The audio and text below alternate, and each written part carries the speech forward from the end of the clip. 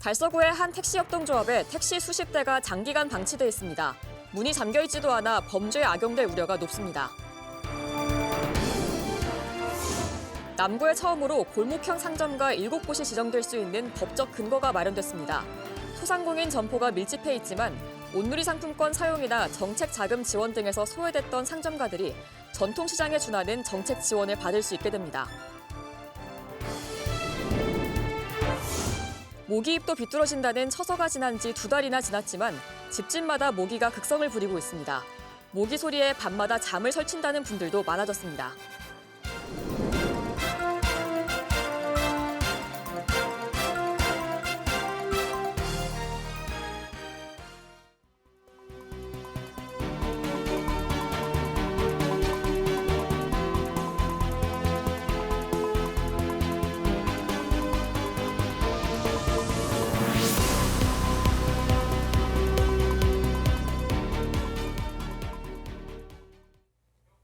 시청자 여러분 안녕하십니까? BTV 대구 뉴스입니다. 첫 소식입니다. 달서구의 한 택시협동조합 차고지에 택시 수십 대가 장기간 방치돼 있습니다. 문이 잠겨있지 않은 차량도 있어서 범죄에 악용될 우려가 높아 보입니다. 대책이 시급합니다. 천혜열 기자가 취재했습니다. 택시들이 넓은 차고지를 촘촘하게 메웠습니다. 안쪽 차량이 밖으로 나갈 수 없을 정도로 정상적인 주차 형태는 아닙니다. 자세히 보면 번호판이 없거나 범퍼가 탈락된 차들도 있습니다. 전면 유리에 겹겹이 쌓여있는 낙엽이 적지 않은 시간 동안 이렇게 서 있었다는 것을 증명하듯 보여줍니다. 작년에 여기 이 동네로 이사 왔는데 계속 여기 택시가 있었어요. 근데 여기 왜 이렇게 계속 그냥 있는지 정확하게는 잘 모르겠네요. 한 대 한 대 세어보니 총 59대입니다. 모두 2010년대 후반 모델로 지금도 도로에서 흔히 볼 수 있는 차종이지만 관리는 전혀 받지 못하고 있는 상태입니다. 이 차가 흰색 차량이 맞는지 의심스러울 정도입니다. 제가 손으로 이렇게 문질러도 때가 묻어나지 않을 만큼 묵은 때로 뒤덮여 있는 상황인데요. 더 큰 문제는 이렇게 차문이 열린 채로 방치되어 있다 보니까 안전사고나 범죄 발생의 우려가 높다는 겁니다. BTV 취재 결과 모두 모 택시협동조합 소속의 차량들입니다. 2018년 면허인가를 받아 협동조합으로 시작했다가 지금은 운영을 중단한 것으로 알려졌습니다. 최근 이 협동조합에서 새 이사장이 선출됐는데 새 이사장 선출이 갖는 의미는 아직 전해지지 않고 있습니다. 얼마 전에 이제 이사장도 총회를 열어서 등기를 했고 저희 쪽에도 신고를 하셨고요. 다시 정상화라는 의미가 이거를 정리하시려는 건지 다시 운영을 하시는 걸는지는 저도 이사장님께 여쭤보니까 확답 안 하시던데 일단은 그런 상황입니다. 지금 현재는 운행을 안 한다고 보시면 됩니다. 이 택시협동조합은 기사들이 자본금을 출자해 회사를 만들고 직접 운전대를 잡으면서 수익도 나눠 갖는 구조로 3년 전까지만 해도 대구에 9개 조합이 있을 정도로 택시협동조합이 업계의 위기를 돌파하는 대안으로 거론되기도 했습니다. 볼리동 택시협동조합이 다시 정상화의 길로 들어설 수 있을지 관심이 모아지고 있는 가운데 방치되어 있는 차량이 범죄로 악용되거나 안전사고로 이어지지 않도록 행정당국의 각별한 지도 점검이 필요해 보입니다. BTV 뉴스 천혜열입니다. 남구에 처음으로 골목형 상점가 7곳이 지정될 수 있는 법적 근거가 마련됐습니다. 소상공인 점포가 밀집해 있지만 전통시장과 달리 온누리 상품권 사용이나 자금 지원 등에서 소외됐던 상점가들이 전통시장에 준하는 지원을 받을 수 있게 됩니다. 우성문 기자의 보도입니다. 남구에 골목형 상점가 7곳이 처음으로 지정됐습니다. 전통시장과 거의 유사하지만 규모가 작다 보니 정부와 지자체로부터 각종 정책 지원을 받지 못했던 골목상권 소상공인들도 다양한 지원을 받을 수 있게 됩니다. 소비자들도 전통시장에서만 사용할 수 있던 온누리 상품권을 골목형 상점가에서도 사용할 수 있어 소비자 권익이 확대됩니다.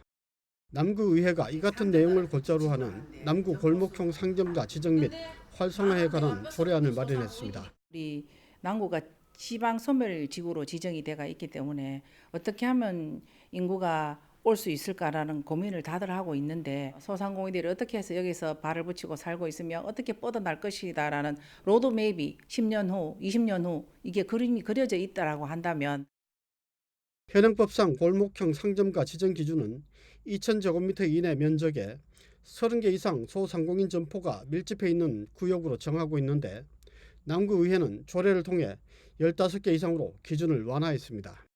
주택가의 상권이 형성돼 상점과 주택이 혼재된 곳이 많은 남구의 특성을 감안한 겁니다. 송민선 남구의회 의장이 지역 여건과 특성 등을 고려해 지자체가 조례로 기준을 달리 정할 수 있도록 한 법 규정을 찾아내 이 같은 조례 제정에 나섰습니다. 이 조례를 기준으로 해서 남구에는 7개 골목 상권이 골목형 상점가로 지정됐습니다. 물배기 골목을 비롯해 대명오동 아우름길, 계대정문 보드레길, 삼각지, 안지랑 곱창골목, 봉덕맞길, 앞산 마툴레길 등입니다. 골목형 상점가에 부합하는 조건이 10개 중에 7개가 지정이 됐는데 그렇게 하게 되면 온누리 상품권 가맹점을 지정을 받을 수가 있습니다. 전통시장에 준하는 똑같은 혜택을 받을 수 있고 상권 활성화가 되겠죠.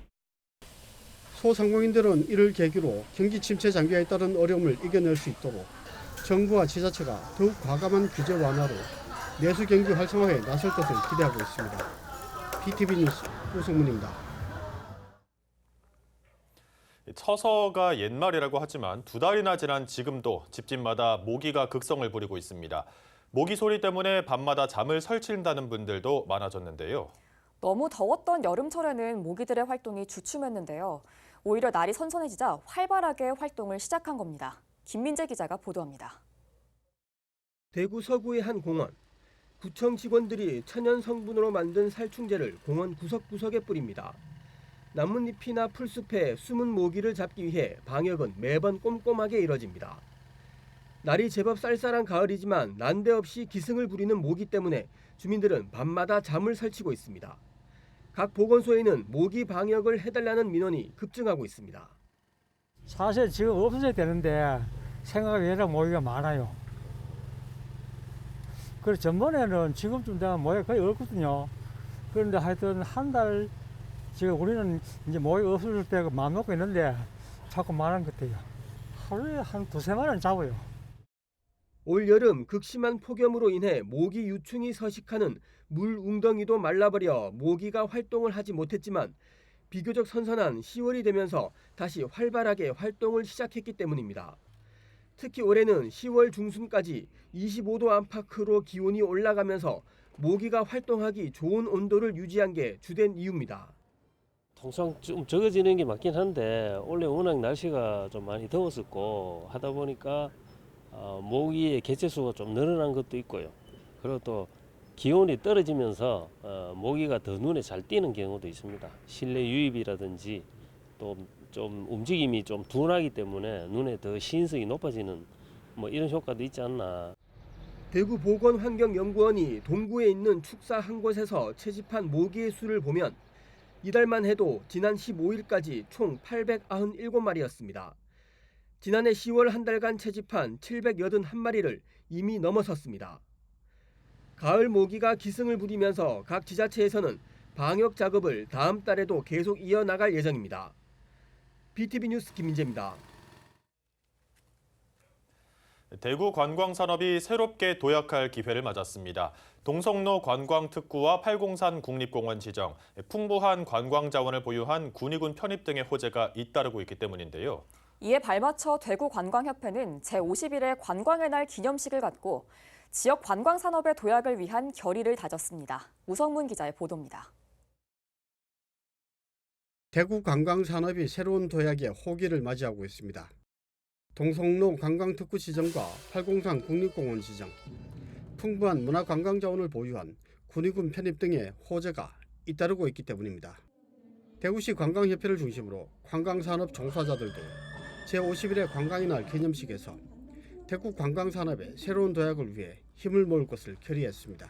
동성로가 대구 지역 최초로 관광특구가 되었고 또한 그 공평내거리에 KK 빌딩에 플래니엄 호텔 쉘다 스테이가 설 예정입니다. 아마 이제 관광이 활성화될 것 같은데 우리 관광협회 회원사를 중심으로 해가지고 누구나 찾아와서 누구나 대접받을 수 있는 관광대구를 만들도록 하겠습니다. 그동안 대구 관광산업의 경쟁력은 낮은 것으로 평가되어 왔습니다. 지난 2022년 국민여행조사 자료를 보면 대구의 관광 만족도는 전국 최하위 수준이고 재방문이나 타인 추천 의향도 가장 낮았습니다. 특히 인구 규모에 비해 고급 호텔이 부족한 것을 비롯해 숙박 부문에서 타 지역보다 경쟁력이 낮은 것으로 지적되어 왔습니다. 하지만 대구 경북 행정통합, 대구 경북 통합 신공항 건설 등 중장기 개발 계획과 맞물리면서 관광산업도 고부가치 산업으로 전환될 수 있는 기회를 얻었습니다. 2030년이면 구리에는 공항이 개항이 되어가지고 세계로 뻗어나가는 그러한 우리나라 중남부의 관문이 될 것입니다. 그러면 세계와 직통으로 우리 대구 관광이 새로운 활력을 얻게 될 것입니다. 대구시도 관광업계의 자구 노력을 적극 지원하고 관광 분야 투자 유치와 관광 인프라 확충에 나선다는 방침입니다. BTV 뉴스 우성문입니다. 옛 궁궐이나 절 같은 중요한 건물의 지붕을 꾸몄던 기와를 치미라고 부르는데요. 백제의 대표적인 호국 사찰로 알려진 미륵사지에서는 그동안 900여 개가 넘는 치미 조각들이 발견됐습니다. 국립익산박물관이 현대과학을 접목해 이 치미의 원형을 복원해 대중에 공개합니다. 먼저 복원 과정이 담긴 영상 보시고 그 의미 등을 유철미 기자가 짚어드립니다.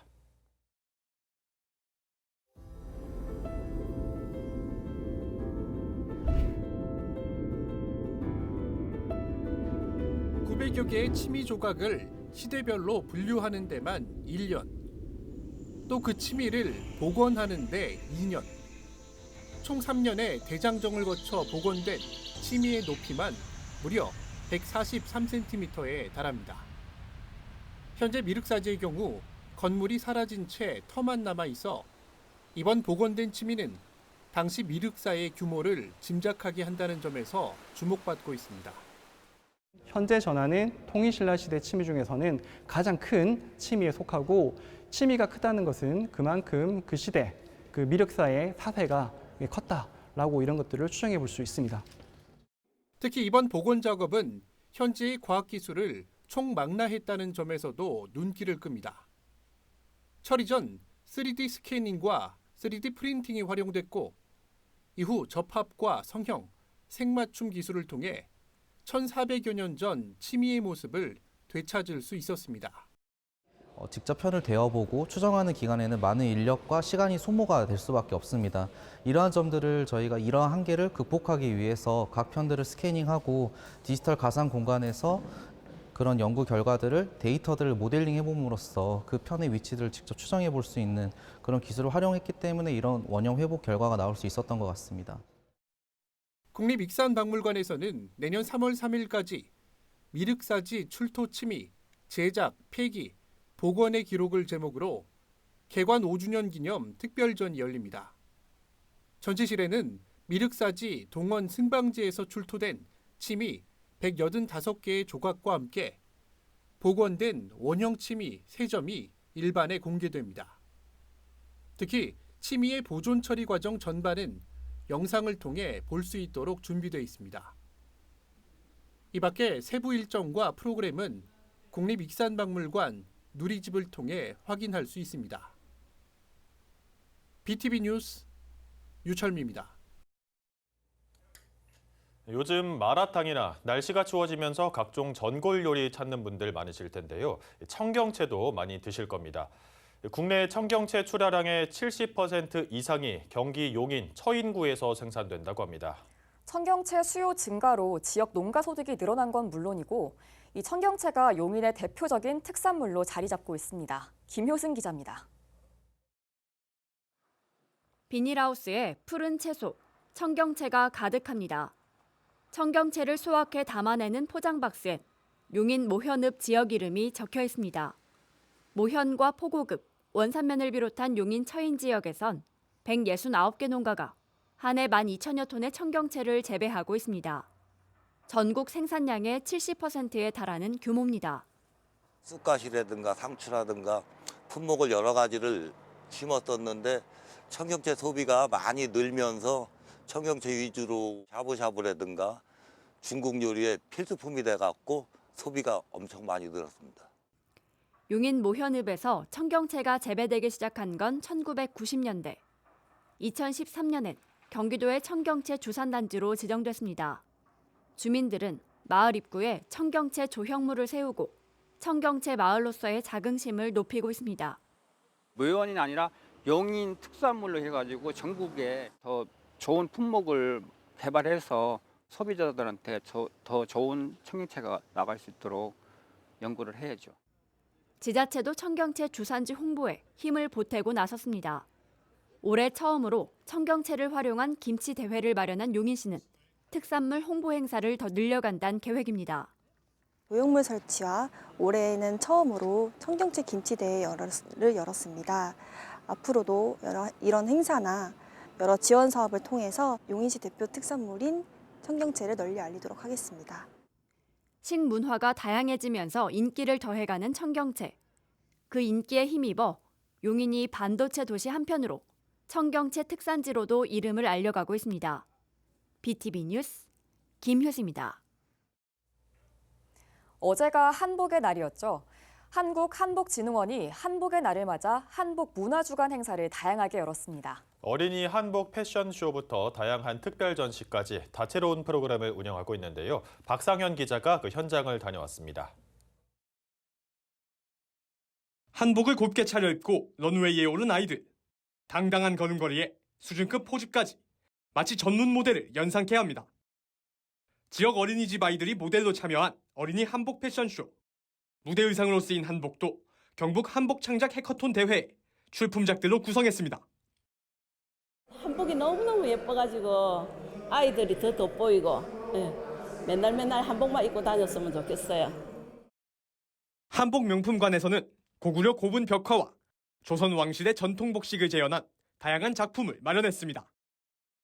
이번 전시회는 삼국시대부터 조선시대 후기까지 귀족과 왕가의 복식을 역사적으로 볼 수 있는 전시회입니다. 그리고 옆에 보시는 것처럼 왕가 그리고 세자와 그리고 공직에 계시는 분들이 큰 일이 있을 때 사용하시는 여러 가지 관들도 같이 전시되어 있습니다. 올해 3회째를 맞이한 한국한복진흥원 한복문화주간. 한복문화의 확산을 위해 매년 10월 셋째 주 경북 중심의 한복 콘텐츠들을 제공하고 있습니다. 이번 행사에만 그치지 않고 다양한 의견을 반영해 앞으로 더 나은 행사들을 만들어갈 계획입니다. 한국한복진흥원의 그런 우수한 인프라를 잘 활용하고 그리고 경상북도의 특색 있는 그런 내용들을 반영해서 프로그램을 기획했습니다. 반응이 좋았던 그런 부분들을 이렇게 발전시켜서 더 좋은 프로그램으로 선보이겠습니다. 많은 관심 바랍니다. 주말까지 이어지는 한복문화주간은 민요 공연과 특별 전시 등 다양한 프로그램을 마련해 관람객들을 기다리고 있습니다. HCN 뉴스 박상현입니다.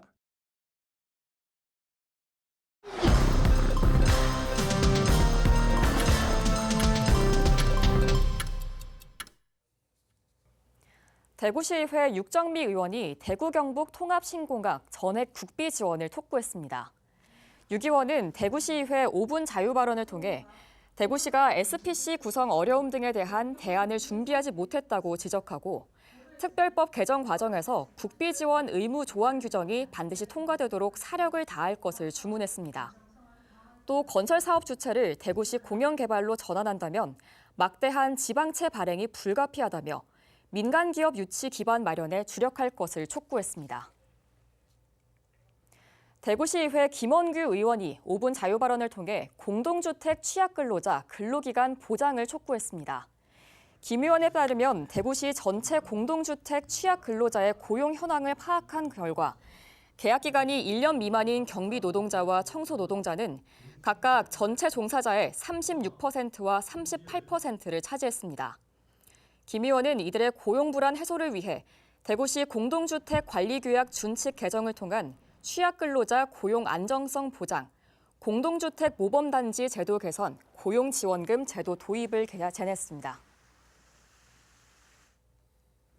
벨기에로 입양된 50대 여성이 경찰의 도움으로 50년 만에 가족과 상봉했습니다. 입양인 A씨는 5살 때인 지난 1975년 중구에 있는 한 보육원에서 홀트 아동복지회를 찾아 벨기에로 입양이 됐고 최근 부모를 찾기 위해 다시 대구를 찾았습니다. 사연을 접한 중부경찰서는 보육원에 보관된 기록과 재적 등본 등을 통해 수사를 했고 숙모의 인적 사항을 확인해 약 50년 만에 가족 상봉이 이뤄질 수 있도록 지원했습니다. 2024 한국공인중개사협회 대구광역시회 한마음 단합대회가 수성국민체육센터 실내체육관에서 열렸습니다. 대구 지역 공인중개사 500여 명이 모인 가운데 열린 이번 단합대회는 개회식과 둘레길 걷기, 단체 게임과 장기자랑 순으로 진행됐습니다. 단합대회를 통해 대구시회 회원들은 국민의 재산권을 보호하는 동시에 건전한 부동산 거래 질서 확립을 위해 노력하겠다는 의지를 다졌습니다. 또 한국공인중개사협회가 제공하는 10만 공인중개사들의 대표 앱인 한방에 대해서도 각별한 관심을 당부했습니다. 달성군 다사읍에 있는 세천파크 골프장이 사단법인 대한파크골프협회로부터 공인구장 인증을 받았습니다. 세천파크 골프장은 36홀 규모로 휴게실과 화장실 등 각종 편의시설이 설치되어 있습니다. 또 도시철도 2호선 다사역에서 걸어서 15분 정도의 거리에 위치하고 있어 접근도 용이하다는 평가를 받았습니다. 세천파크골프장이 공인구장으로 인증받게 됨에 따라 달성군은 위천파크골프장과 함께 대구에서 처음으로 공인구장 2곳을 보유하게 됐습니다. 서구청은 24일 오후 2시부터 구청 구민홀에서 2024 채용 박람회를 개최합니다. 이번 박람회에는 서비스 및 제조 분야에서 총 17개 기업이 참여하며 45명을 채용할 계획입니다. 구직자들에게 실제 채용 기회를 제공하고 기업과 인재 간의 만남을 촉진하는 자리가 될 것으로 보입니다. 대구시 장애인 체육회는 25일부터 경남에서 열리는 전국 장애인 체육대회를 앞두고 572명의 선수단을 파견할 예정입니다. 대구시는 이번 대회 종합순위에서 9위를 목표로 하고 있으며 이는 지역 장애인 체육 활성화를 위한 노력의 일환으로 평가됩니다. 제105회 전국체육대회에서 대구는 고등부 5위를 차지하며 역대 최고의 성과를 거두었습니다. 금메달 27개, 은메달 30개, 동메달 31개를 획득하여 대구 학교 체육의 우수성을 전국에 알렸습니다. 달성군 논공업 낙동강 변해 꽃단지에서는 해바라기와 황화 코스모스가 활짝 피어가을 정취를 물씬 풍기고 있습니다. 계절마다 다양한 꽃들로 채워지는 이 꽃단지는 가을을 맞이한 지금 산책객들에게 아름다움과 여유를 선사하는 명소로 손꼽히고 있습니다. 이상 간추린 소식입니다. 지난 주말 전국 대부분 지역에 가을비가 내린 뒤 기온이 급격히 떨어졌는데도 모기가 여전히 기승을 부리고 있습니다. 모기는 바깥이 추워질수록 집 안으로 더 들어온다고 하는데요. 이럴 땐 늦은 시간 환기를 자제하고 단독주택은 정화조 환기구에 모기망을 설치해서 건물 안으로 들어오지 못하게 막는 게 최선이라고 합니다. 이상으로 뉴스를 마칩니다. 저희는 시청자에게 힘이 되는 뉴스로 다시 찾아뵙겠습니다. 함께해 주신 여러분 감사합니다.